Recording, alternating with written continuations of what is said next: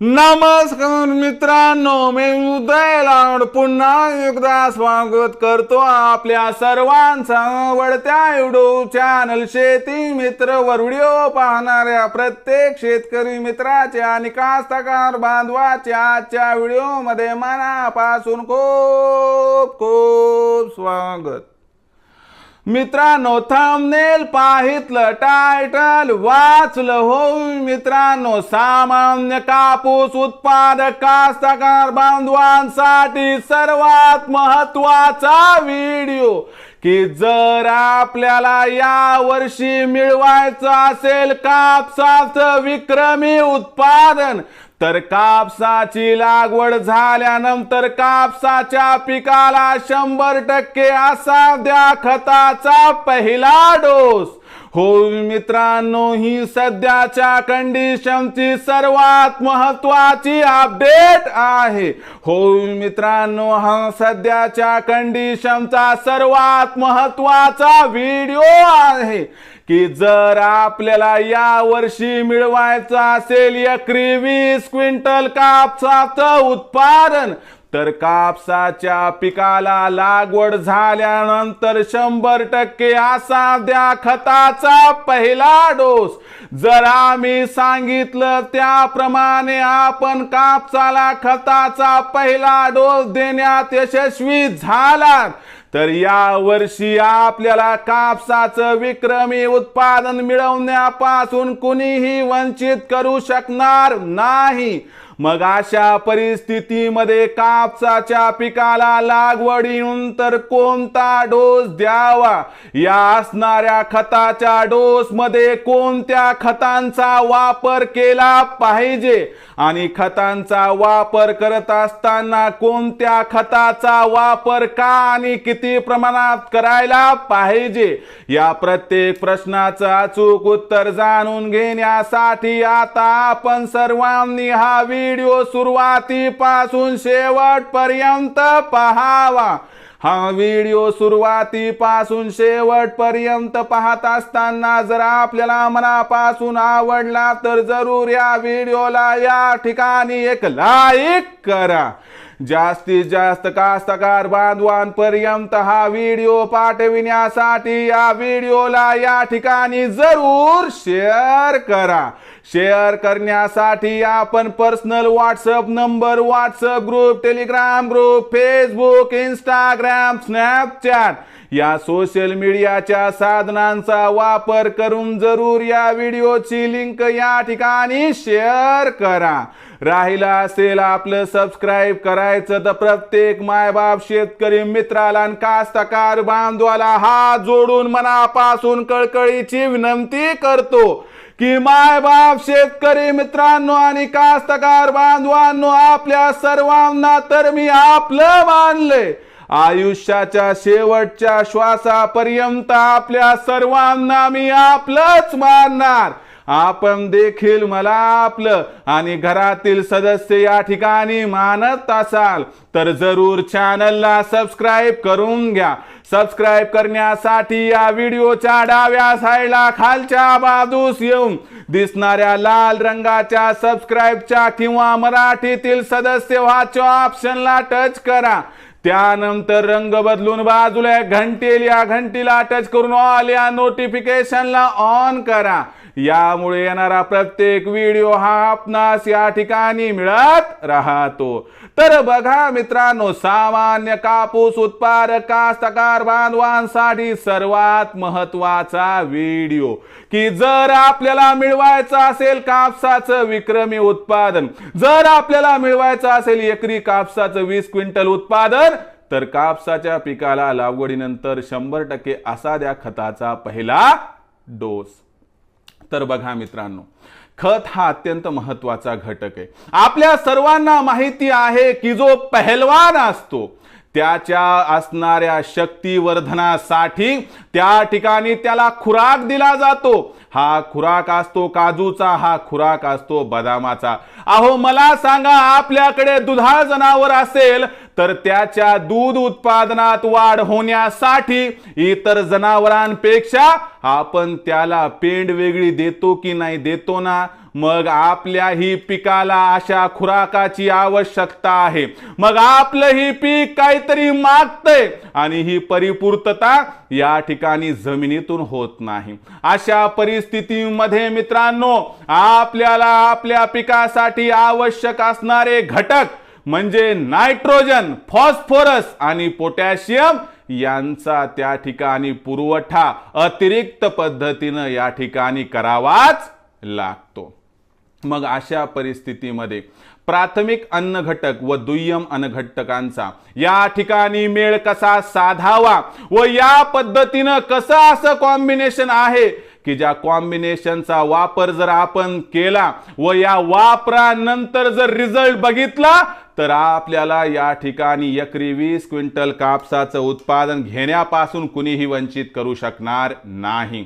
लक्षात घ्या, कापसाच्या पिकाच्या वाढीसाठी व उत्पादन वाढीसाठी कापसाच्या पिकाला नायट्रोजन, फॉस्फरस आणि पोटॅशियमची अतिरिक्त आवश्यकता असते आणि म्हणूनच मित्रांनो कापसाच्या लागवडीनंतर दिला जाणारा जो पहिला डोस असतो खताचा तो अत्यंत महत्त्वाचा असतो आणि म्हणून मित्रांनो याच्यात गफलत होता कामा नये। मी तुम्हाला एक एक गोष्ट समजावून सांगतो की हा खताचा पहिला डोस का द्यावा, कधी द्यावा, किती द्यावा आणि कसा द्यावा।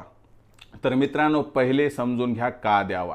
तर आपल्या पिकाच्या जोमदार वाढीसाठी जमिनीतून मिळणारे घटक अपुरे असतात, या घटकांची पूर्तता करण्यासाठी अतिरिक्त डोसेस द्यावे लागतात आणि म्हणून मित्रांनो आपल्या पिकाला खताचा डोस हा द्यावा लागतो। हे झालं कारण। दुसरी महत्त्वाची गोष्ट म्हणजे लक्षात घ्या मित्रांनो की खताचा पहिला डोस कधी द्यावा।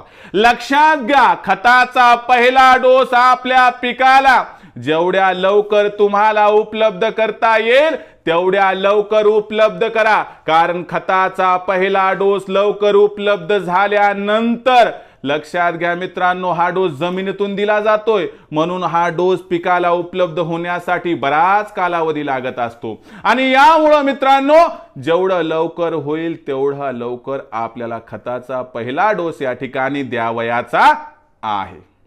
आता खताचा पहिला डोस देत असताना एक गोष्ट लक्षात ठेवा की आपलं पीक 8 ते 12 दिवसाचं झालं म्हणजे 8 ते 15 दिवसाच्या दरम्यान जमिनीमध्ये योग्य ओल पाहून आपल्याला खताचा पहिला डोस द्यायचा आहे, कारण खतामध्ये एक्स्ट्राची गरमी असते आणि जर पाऊस काळ नसेल, पाऊस पाणी नसेल तर या असणाऱ्या खताच्या डोसचा उपाय त्या ठिकाणी त्या प्रमाणात होत नाही। म्हणजे जमिनीत ओल असेल तर याचा रिझल्ट खूप चांगला येत असतो।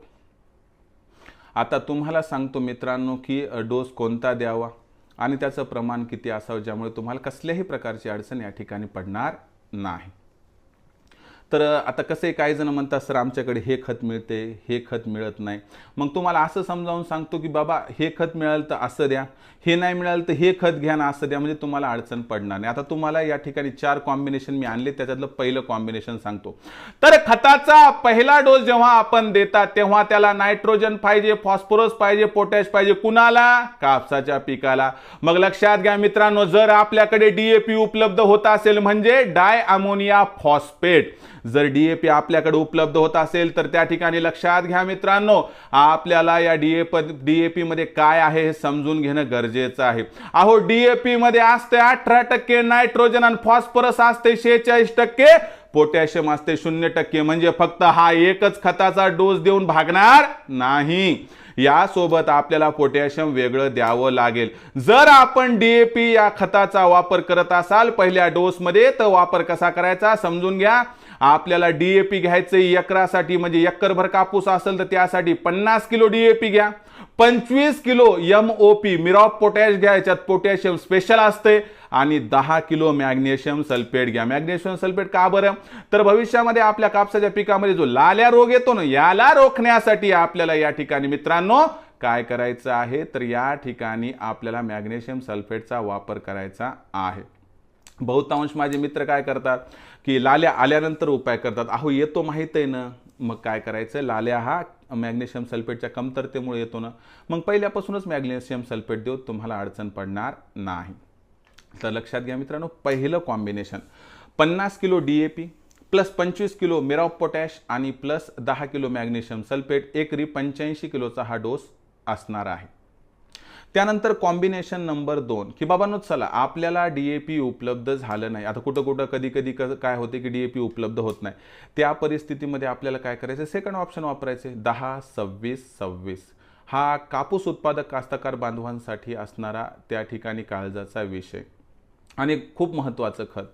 तर 10-26-26चा वापर करताना तुम्ही लक्षात घ्या 10% नायट्रोजन, 26% फॉस्फरस, 26% या ठिकाणी पोटॅशियम आहे आणि गरजेपेक्षा हे कमी असल्यामुळे डोस वाढवावा लागतो. पण सगळे अन्न घटक असतात म्हणून वेगळं पोटॅश देण्याची आवश्यकता नाही.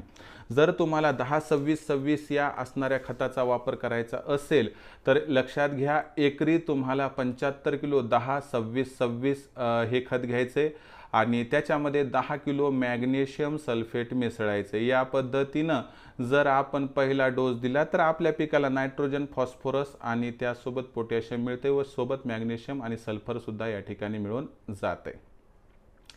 त्यानंतर तिसरं कॉम्बिनेशन की चला बाबांनो आपल्याला DAP मिळणं झालाय, 10-26-26 मिळणं झालाय, तर मग अशा परिस्थितीमध्ये आपण काय करावं, तर या ठिकाणी तिसरं कॉम्बिनेशन आहे 12-32-16.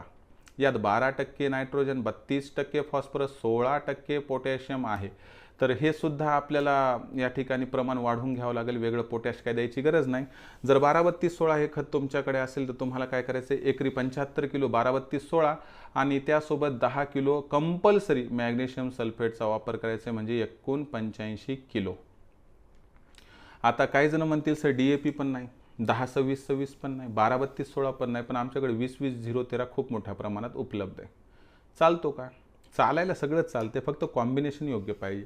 तर 20-20-0-13 मध्ये काय असते, 20% नायट्रोजन असते, 20% फॉस्फरस असते, 0% पोटॅशियम असते आणि 13% सल्फर असते. म्हणजे वेगळं पोटॅश देणं इथं गरजेचं आहे. जर 20-20-0-13 देत असेल तर लक्षात घ्या एकराला आपल्याला काय करायचं मित्रांनो, या ठिकाणी 50 किलो 20-20-0-13 हे खत द्यायचे.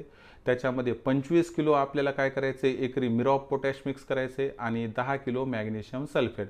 या तीनचं कॉम्बिनेशन आपल्या कापसाच्या पिकाला आवश्यक असणाऱ्या घटकांची पूर्तता करते आणि ज्यामुळे अडचण भासत नाही. या पद्धतीने DAP असेल तर DAP द्या, नसेल तर 10-26-26, नसेल तर 12-32-16, नसेल तर 20-20-0-13 यापैकी कोणता ना कोणता खत उपलब्ध होता असतो. पण लक्षात घ्या भेसळ डोस देत असताना आपण कशासोबत काय द्यायलो हे गरजेचं आहे. फक्त एकाच अन्न घटकाचा वापर किंवा मूलद्रव्याचा वापर वाढवून फायदा नाही. आपल्या पिकाला काय लागते, कधी लागते, कसं लागते आणि किती लागते हे जोपर्यंत समजणार नाही आणि त्या पद्धतीनं त्या प्रमाणात आपण त्याची परिपूर्तता करणार नाही तोपर्यंत आपण विक्रमी उत्पादन मिळवू शकणार नाहीत. पण हा आपला मित्र प्रत्येक कॉम्बिनेशन आपणास सांगत राहील, ज्यामुळे मित्रांनो या वर्षी एकरी 20 क्विंटल कापूस उत्पादन मिळवण्यापासून आपल्याला कुणीही वंचित करू शकणार नाही.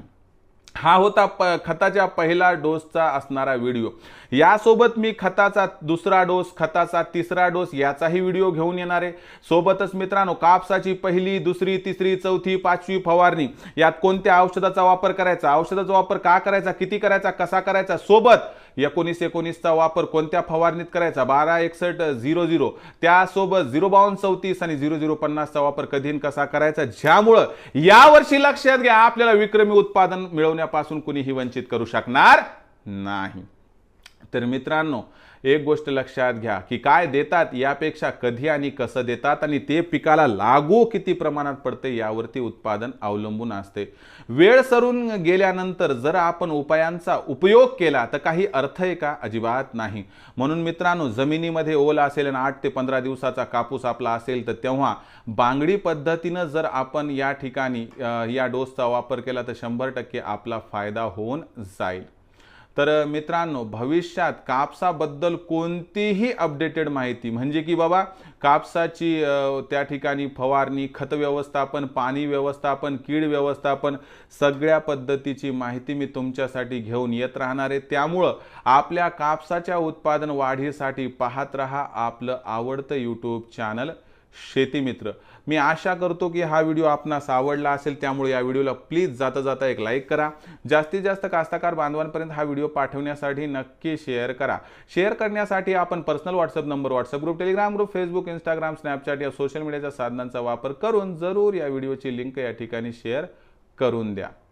राहिला असेल सबस्क्राईब करायचं, तर प्रत्येक मायबाप शेतकरी मित्राला आणि कास्तकार बांधवाला हात जोडून मनापासून कळकळीची विनंती करतो की मायबाप शेतकरी मित्रांनो आणि कास्तकार बांधवांनो, आपल्या सर्वांना तर मी आपलं मानलंय. आयुष्याच्या शेवटच्या श्वासापर्यंत आपल्या सर्वांना मी आपलंच मानणार. आपण देखील मला आपलं आणि घरातील सदस्य या ठिकाणी मानत असाल तर जरूर चॅनलला सबस्क्राईब करून घ्या.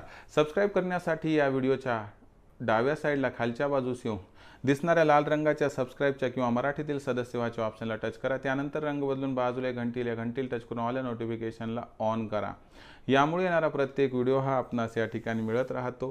तर मित्रांनो, अशाच एका नवीन व्हिडिओसह मी आपला मित्र उदय लाड आपल्या सर्वांच्या आवडत्या यूट्यूब चॅनल शेती मित्रवर मिळत राहील. तोपर्यंत माझ्या प्रत्येक शेतकरी मित्राचे आणि कास्तकार बांधवाच्या आजच्या व्हिडिओमध्ये मनापासून खूप खूप आभार.